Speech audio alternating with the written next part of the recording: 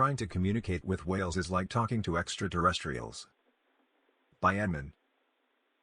Communicating between species isn't something that only has to take place between spacefaring civilizations. There are plenty of species here on our home planet that communicate using a variety of sights, sounds, and smells. We're only starting to unlock the secrets of how to understand and respond to these types of foreign languages.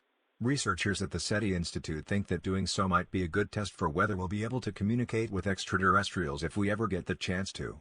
Luckily, there are plenty of opportunities to practice. One of the most fascinating creatures with clearly discernible communication is the humpback whale.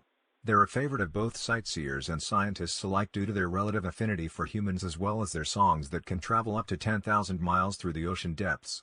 Studying them has been a focal point of the whale SETI team from the Search for Extraterrestrial Intelligence (SETI) Institute, UC Davis, and the Alaska Whale Foundation.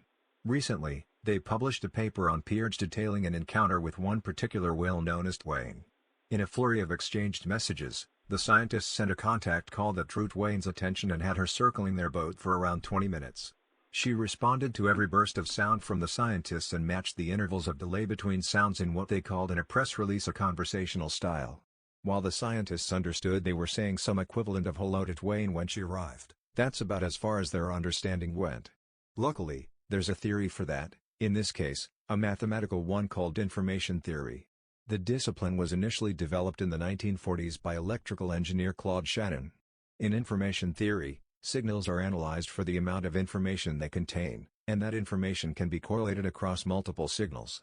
When combined with real-world events, language theorists think they might be able to tease out information contained within the signals and correlate them to those events.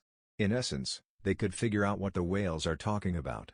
One whale circling a boat for 20 minutes and having what seemed like an enjoyable conversation is just a very brief step down that path.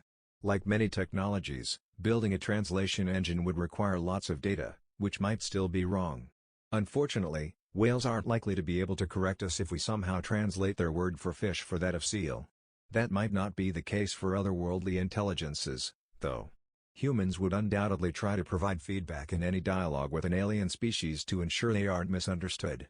So it's like they would want to correct us as well. But, until we find a dialogue partner, plenty of species here on Earth might want to talk to us. We just don't know how to yet.